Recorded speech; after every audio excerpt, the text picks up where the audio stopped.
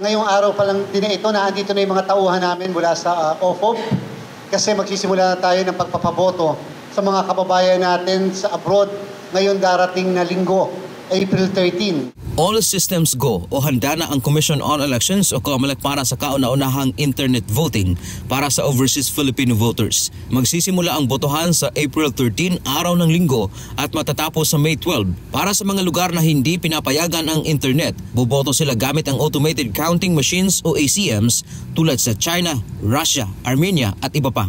Mayroong 77 post na pwede ang internet voting, samantalang 16 post naman ang gagamit ng makina.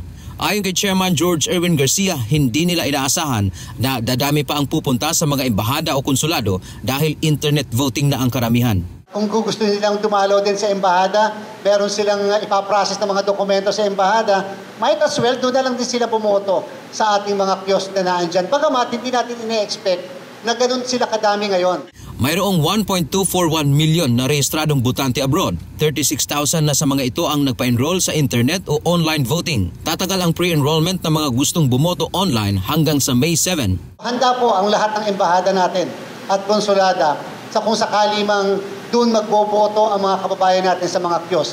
Naandun na rin yung ating naman pong mga makina na gagamitin para sa pagboto po nila.